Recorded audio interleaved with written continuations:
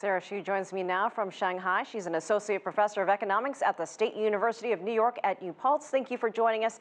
So my first question to you, gambling is illegal on the mainland. So why do you think China is considering horse racing and sports lotteries in Hainan, and how would that impact the local economy? Well, I think that it's something that could be isolated in Hainan and something that could be better controlled. For example, Hong Kong has horse racing. They have a government monopoly over gambling. And so this is something that China, the mainland, could try as well. And I think that it would have a really positive impact on the economy. Hainan is really dependent right now on tourism, and this would certainly boost the tourism numbers, especially in the off-season, and also give the government extra revenue to tax.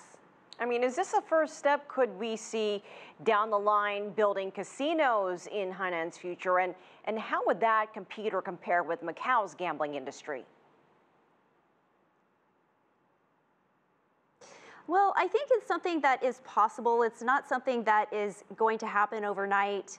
And there are indications that the current Communist Party secretary is not in favor of gambling. So that could be problematic. But if a gambling industry were to develop on Hainan, I think that it would take a lot of the revenue away from Macau, because right now Macau receives about 90% of the gambling from Chinese mainland citizens. And so this would really reduce Macau's revenue from that industry, but it would transfer it to Hainan. So, China has tried this before in Hainan with no success. What do you think is different this time? And is this also really about attracting more foreign visitors and investors there to become a global travel destination? Well, yes, Hainan has tried this in 1993 as well as 2009, and both times it was shot down by government officials. The first time was Jiang Zemin, and the second time was a local Communist Party secretary.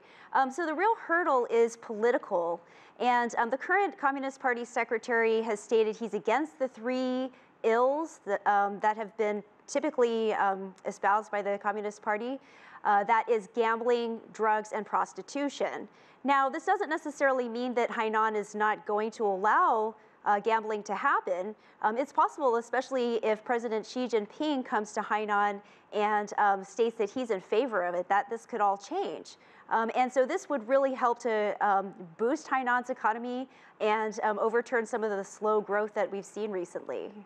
All right, Sara Hsu in Shanghai, thank you for your time. We always like having you on. Thank you so much.